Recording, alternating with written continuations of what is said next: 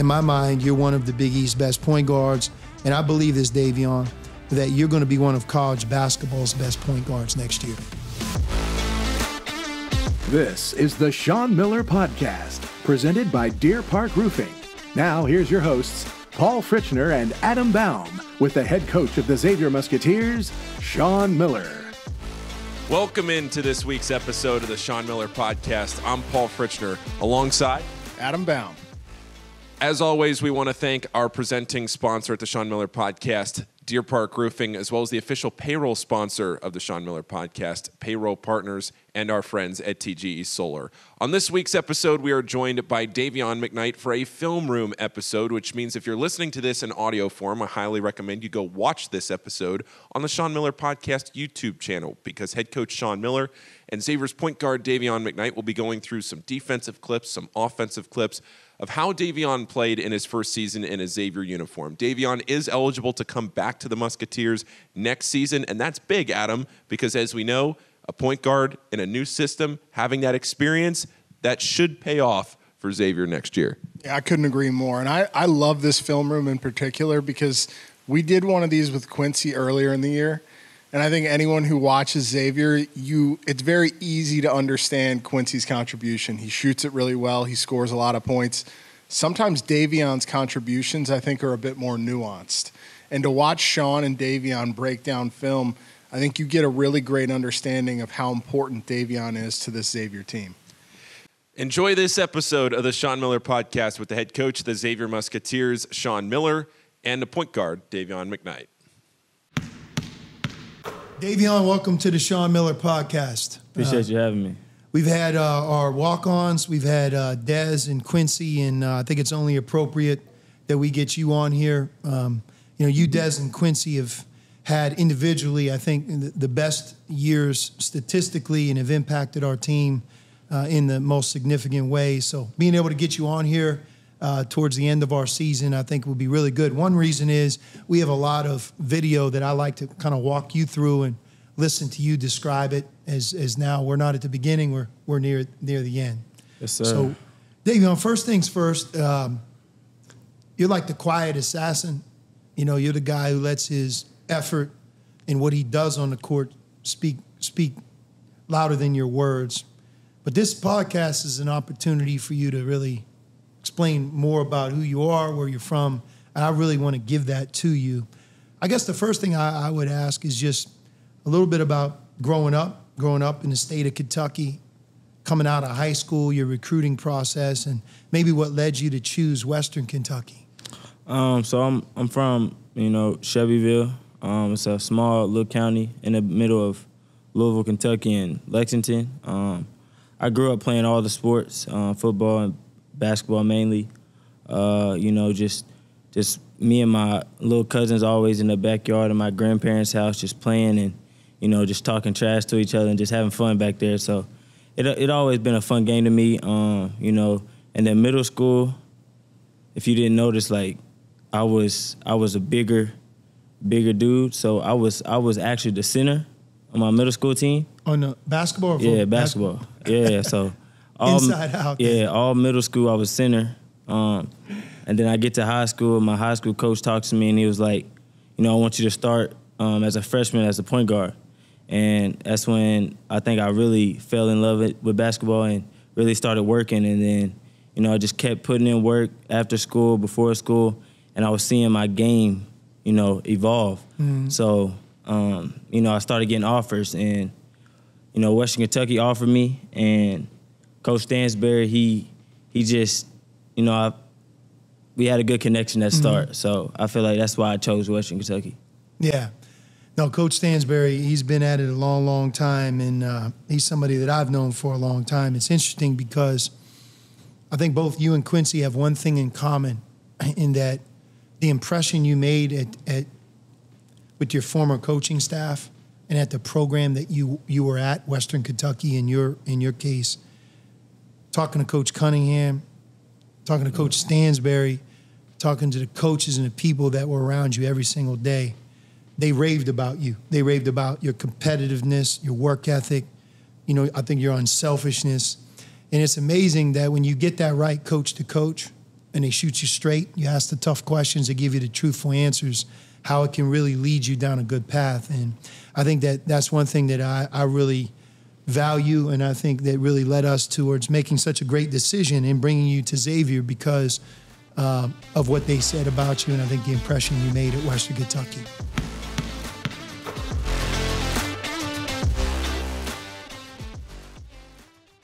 The Sean Miller Podcast is proud to partner with Deer Park Roofing, a company that's provided elite service for homes and businesses since 1996 and leads the industry in professionalism, quality, and responsiveness. Whether your needs are residential or commercial, like the outstanding work on the Cintas Center, the home of Xavier basketball, Deer Park can handle any job and ensure it's done right. Deer Park's motto is protect what's important, and what's important to you is important to Deer Park Roofing. Visit deerparkroofing.com.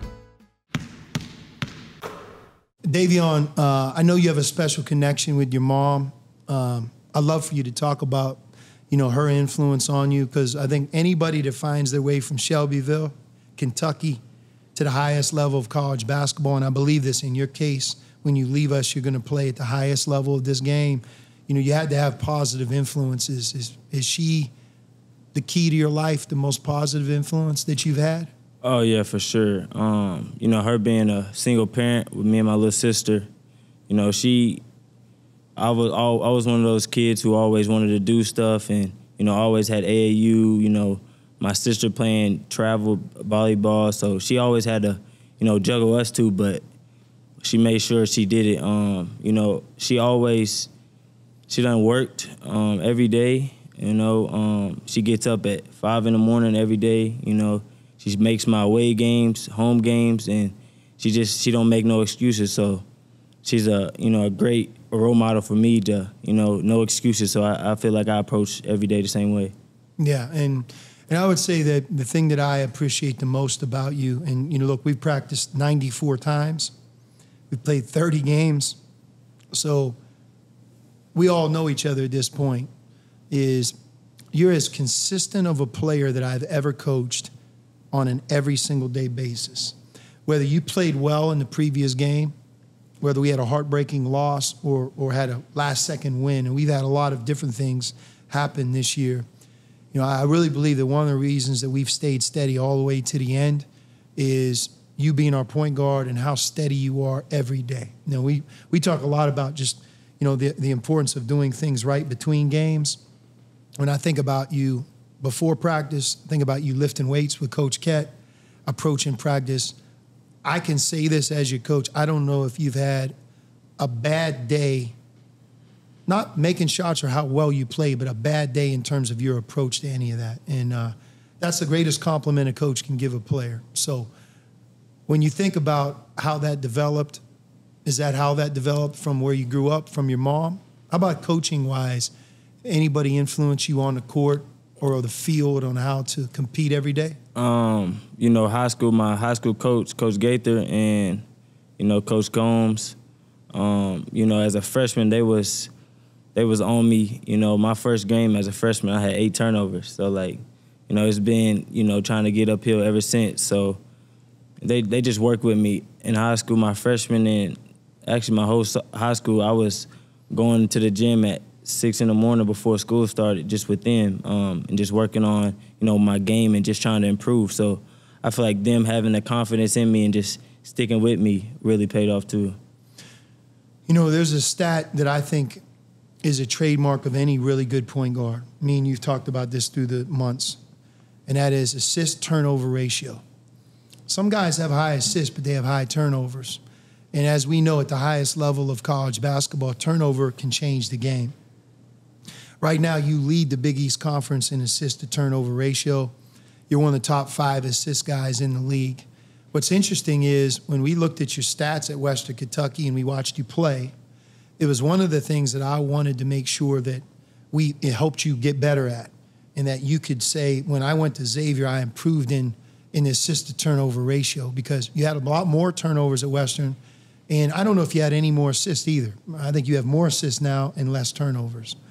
And it's dramatic, actually, when you look at the difference. If you're talking to a young point guard, everybody wants to be a point guard. and you would give them advice on how to improve your assist to turnover ratio, what are the things that you feel like you've concentrated on that maybe we introduced you to that's on your mind in games, all those things that add up towards allowing you to be that in a game? I start off turnovers is like a big momentum change in games. Especially being a point guard, you're going to have the ball in your hands a lot. So that's for one. And I feel like two is just make the simple play. I feel like at Western, sometimes I got baited into, trying to make the big plays and, trying to get the crowd into it to where you just make a simple play, it'll have the same reaction. So, just make simple plays and, try not to do too much at times and, play off 2 feet. That's a big one, too, playing off 2 feet. I was hoping you were going to say that. Yeah. Jump stop, right? Yeah, playing off 2 feet. Sometimes when you say the word jump stop as a coach, a young player can roll their eyes. Like, what is this? Like, I'm trying to get better at inside-out crossover and step-back threes, right? But the power of jump stopping, landing on 2 feet, playing off 2 feet. And I think Jay Wright, the former coach at Villanova, watching guards. I coached Jalen Brunson.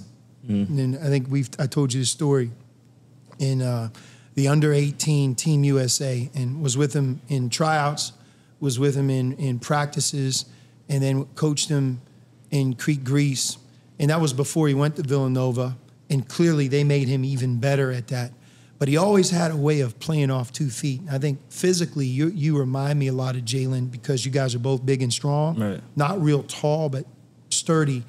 And I just think jump stopping and playing off 2 feet, you can play even faster. Yeah. And sometimes that simple play you're talking about, you can't see it if you leave your feet or play off one leg. Yeah. Where you make the simple play is you've landed on two. Yeah. And but talk about the jump stop. Just playing off 2 feet, you can, say you're going in the lane and you got somebody on your hip. When you jump off one, I feel like you can't, there's only one option you can do is either shoot it or try to get a pass off. So, like, jump stopping and playing off two, you got a lot more options. You still got your pivot. You can still go up and score, and it's an easier pass to make. I hope when you leave here, the one thing, if someone asked you about me as a coach, you'd say, one thing Coach Miller emphasized is play off 2 feet, jump stop. Because sometimes I think you're one of the fastest players in college basketball. I believe that, especially with the ball in your hands. But you still have the ability to go that fast and land on two. Right. And some of your best plays, our best plays this year, have happened when you're pushing it at breakneck speed, and yet you land on 2 feet and you make a good shot, good play, or get fouled. Yeah, for sure. Good. How about the pace? Sometimes when people think about a guard playing faster, they think more turnovers. How about if I said this to you? I think if you play with more force and pace, you turn the ball over less, not more. Does that make sense to you? It didn't, but it does now. When I first got here, I didn't, the way we was playing, I was, all in my head thinking, turnovers was going to happen more because I'm playing faster than I've ever played before, but it actually is the opposite. I don't know how, but I feel like me playing, the faster I play now is just I take care of the ball, and I care about taking care of the ball a lot more. So a great thing is, like, we just played Butler, and it was a tough loss for us, but I always keep track, and the stat sheet now keeps this. You realize how many times you get fouled. And I would say the majority of times you're getting fouled are happening in transition. So even in that game, I think you ended up getting fouled 7 times. 4 of the 7 happened when you were pushing the ball at breakneck speed. So when you think about that, that allows us to get in the bonus. That allows you to get to the free throw line. And I agree. I think playing off 2 feet and playing fast with purpose for a point guard, it arms you with some more tools in your toolbox that expands your game, not take away from your game, And it's been fun to watch you come in here in June, July, and how it felt and looked, and now watching you play here in the second half of the Big East. I think you're at your best when you're playing fast, and we're at our best when you have the ball in your hands.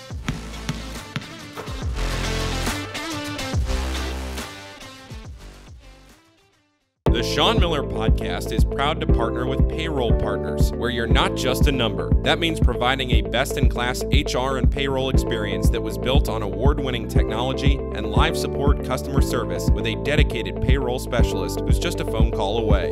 You shouldn't have to choose between technology and customer service. At Payroll Partners, you get both. Payroll Partners is locally owned and operated by a proud Xavier alum. Visit payrollpartners.net. That's payrollpartners.net. Dayvion, I want to watch some film here, and these are all clips that you and I and our coaching staff and our team have watched throughout the year.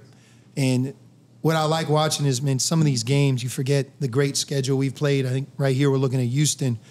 One thing you know is that your stats hold up because you've played against one of America's most difficult schedules. So I have a number of clips. I think we have about 6 or 7 defense, 6 or 7 on offense. And I'd love for you, just me and you, to talk about it and kind of walk me through your mindset. First of all, you see up here, we talk about you're the head of the snake on defense. What does that mean to you? I feel like just me coming out, being the main dude on defense, just leading the troops. If I come out, hard-nosed on the ball, I feel like everybody pick up their energy on defense. So just trying to, be the leader on the defensive side. You have almost 50 steals. I think when our season ends, you'll be right around that number, which I think is excellent because, as you know, we're not trying to get a lot of steals with the way we play, and you lead our team in that category. But, yeah, head of the snake, it happens in a lot of ways. This is one of my favorite plays of the year where if you look, and this is you right here behind, we call this a hard play on the ball. It's just like running it down and boom.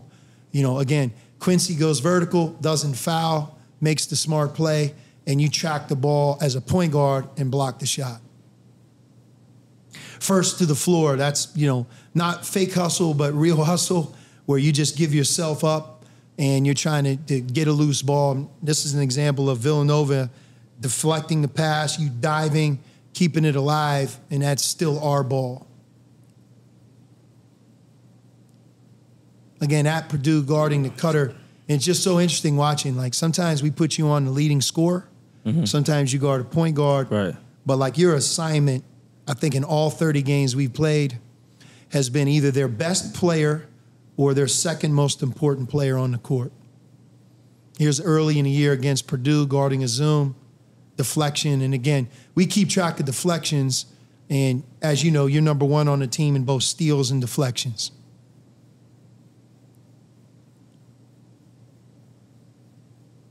Again, diving on the floor, that ends up being our ball. Here's an earlier clip playing St. Mary's, one of our best wins of the year in Vegas. Again, great hustle right there, our ball. So guarding the ball, talk about your thought process in defending the ball. I'll let you narrate this because this is against Epps from Georgetown, who's one of the leading scorers in our league. I think he might be the most aggressive guard in the Big East. Yeah, I agree with that one. He's and he got the green light, shoot any shot. But walk me through it. What do you see here? Abu talked to me on that screen. I'm just trying to fight over the screen on this one and then re-screen. I see these high, so I try to go under. And then he likes that little hang hip swivel dribble with his right hand. Watch his left hand. He just throws you out of the way. Good physicality. And again, like the one thing about college basketball, but especially in the Big East Conference, this is a conference that prides itself in physicality. Yeah. And I don't mean bigs, guards as well. Yeah. Would you agree that that's something you've learned? I feel like that's what done helped me defensively prior to like Western and Conference USA is, the guards, I wouldn't be able to do as much physicality on ball. Like, they would have probably called foul right here, but in the Big East, I feel like they let us play a little bit more. Yeah. And again, you look at people have no idea the effort level it takes to guard a guy that many dribbles from the onset, right? 4, 5, 6, one screen, 8, 9, 10, 11, 12, throws you out of the way, 14, 15, 16, 17 dribbles, right? Yeah. Again, now you're guarding Doss, who's off the ball, right? Great shooter, more of a cutter. So we're watching you guard Epps, who has the ball in his hands a lot. Alamir Doss is one of the Big East's best, and I think smartest cutters, right? They set a lot of screens off the ball. And again, back to your physicality, they let big screen in our league too, don't they? Yeah, they definitely do. And again, guarding the screen, being smart with it. Now you have to guard them with the ball. Now you have to guard a third screen. Great. And that's being tough on the ball. Great job, setting the tone. And then you battle for the rebound. How about scouting? So we're talking scouting now, right? Mm-hmm. How much do you think scouting applies to being a good defensive player in your case? I think it's a lot of it. It's probably half and half. Like, you got to want to do it, and then you got to know, like, certain people's, tendencies, what they're going to do with it. So I try to pick up on that. Certain players, dribble moves. So in this case, our coverage on the ball is what we call ice, right? But it was only one play we're going to do it against UConn here. Yeah. So we're not going to let them use the screen here. And again, you're tough on the ball, deflect defense to offense. And again, that's when you're at your best playing downhill in transition. Last clip defensively, guarding the post crowd. And it's tough, right? Because a lot of times, and think about this guy, right? Yeah. Snead, I mean, he's one of the best point guards in the country, and we're asking you to leave him, help in the post, and then recover. Right. So it's like being able to go on the dribble, great job. And again, being the head of the snake, defense creates offense. So many of your deflections and steals and the hard play have really led to some of our best offense.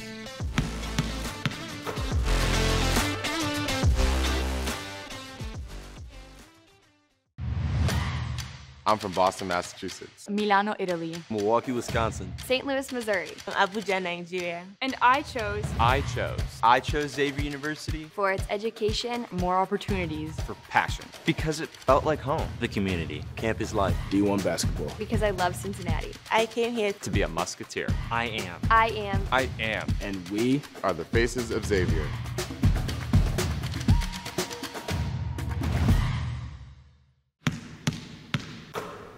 Dayvion, on offense now, I'm going to let you do the narration. You're a coach on the court, and we have point to post here. This would be a clip that we would show our team. Obviously, we're teaching you. We're teaching everybody. In other words, this is how we want to do it. So what does point to post mean to you? Me, it's, point to post, literally just the point guard to the big setting up in the paint. Right, so it's a fast push. In this one, you get it all the way to the elbow. It could be a duck in. Right. It could be an over-the-top pass. We haven't gotten a lot of it simply because, Zach and Jerome would have been the guys slated to do that. And some of our post guys are younger right now, right? Yeah. So we haven't done it as much. But I really believe, this is something that you could get even more assists, moving forward. Yeah, for sure. Here's point to post again.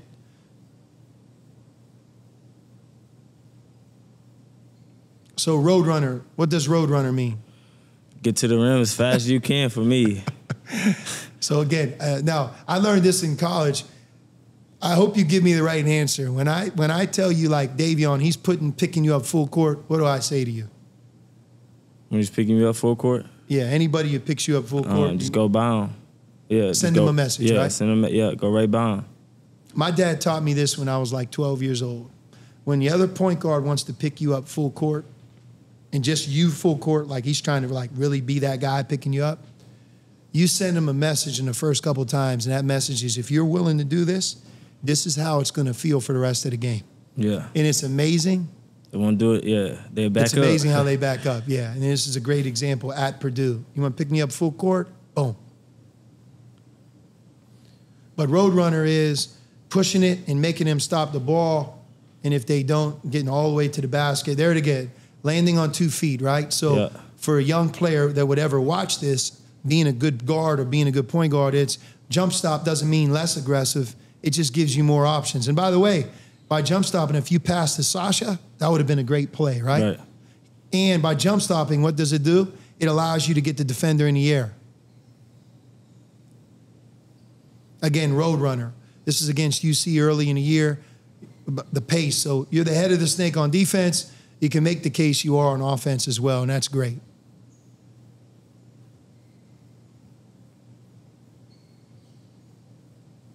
Again, on a made field goal, this is what you're talking about, playing with breakneck speed and one. And sometimes what we do is we talk about the shot clock, right? So you think about this, that's a made field goal. The shot clock is at 30 seconds, and you are at the rim in 3 seconds. So that's something crazy. we talk a lot about, Yeah, right? yeah. Getting it out, getting out quick. Run to score. Same game, Georgetown earlier in the year, run to score, roadrunner layup. Some of these are on made field goals, some of them aren't. Against St. John's, run to score. Obviously, in transition with our pace, advanced pass. Here you hit Dez over the top. Yeah. Great pass, assist.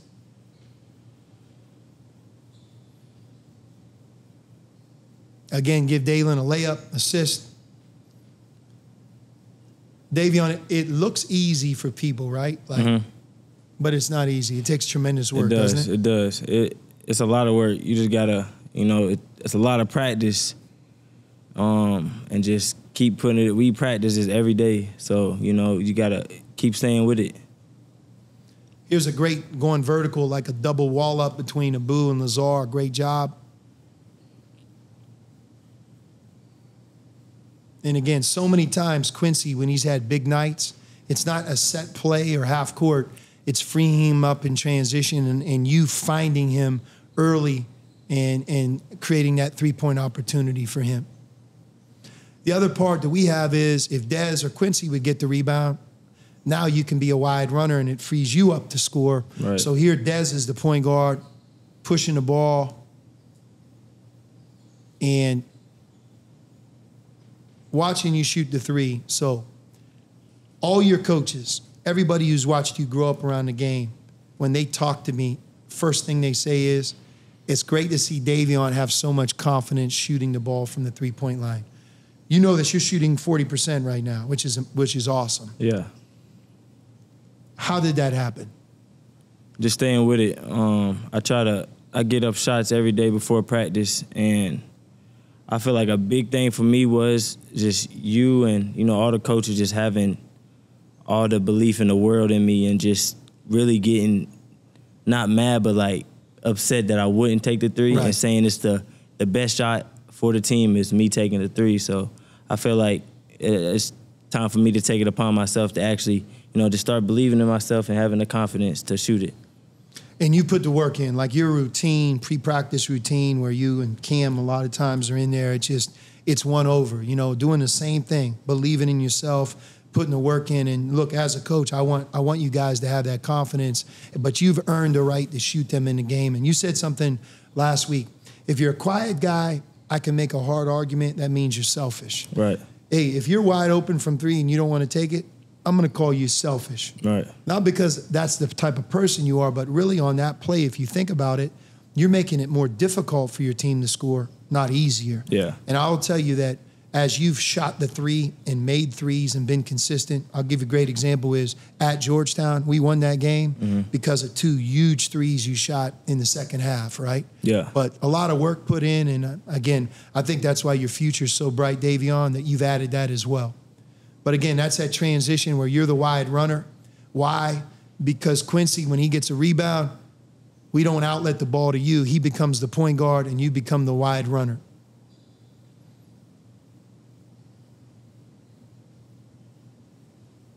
Dayvion, when we recruited you, we talked about putting you in a style of play that we thought would be perfect for you and where you could really shine. In my mind, you've had an amazing year, and it's not over yet. But I also think that a guy like you, until you step on the biggest stage of college basketball where the brightest lights shine, and that's the Big East, it's like you never can be at your best until you're on that stage because the best players, that competition and that competitive fire and pressure, it brings out the best in you. Yeah. And I wanted to get your thoughts on somebody who never played in the Big East, and we talked to you a lot about the Big East. What's it been like stepping from one stage to the next? And when I say big stage, bright lights, bringing out the best in you, how would you explain that to somebody? Coming from Conference USA, I feel like Conference USA was still one of the top conferences last year. But, being in the Big East it's real. I feel like there's every team on this level is like, if you don't come to play, you can lose. To where Conference USA, like, some teams you're gonna go in and win, but not here. So I feel like it definitely done met its expectations. As far as like competitive wise, everybody, it's the best of the best, like you said. So you gotta be ready to play, and if you're not, you're on the biggest stage. So the world gonna see. Yeah, well, it's brought out the best in you, and look, I'm your coach, and I'm biased, but statistically, if we put your stats up and just the impact you've had on our team as the point guard, both defensively and offensively, how consistent you've been from start to finish, in my mind, you're one of the Big East's best point guards. And I believe this, Dayvion, that you're going to be one of college basketball's best point guards next year. I believe that, because everything you've learned and gained this year, you're only going to pick up where you leave off. And I think you have one more level in you as a player. And as a guy that's been doing this for some time now, I've had variations of point guards. Some have gone and played in the NBA. Some have gone and played in Europe. A lot of guys who've been all conference. And I believe this, that you're in their company, you're in that category, and the best is yet to come for you. Yes, sir. So I'm anxious to help you get there, and I really respect and appreciate the competitor, the teammate you are. You embody so many qualities that you want in a player, especially a point guard. We call you the head of the snake. It's true. You set the tone. So appreciate your efforts, and thank you for being a guest on this podcast. Yes, sir. Thank you, Coach. Appreciate you. This has been the Sean Miller Podcast, presented by Deer Park Roofing, with your hosts, Paul Fritchner and Adam Baum. Join us again soon for another episode with the head coach of the Xavier Musketeers, Sean Miller.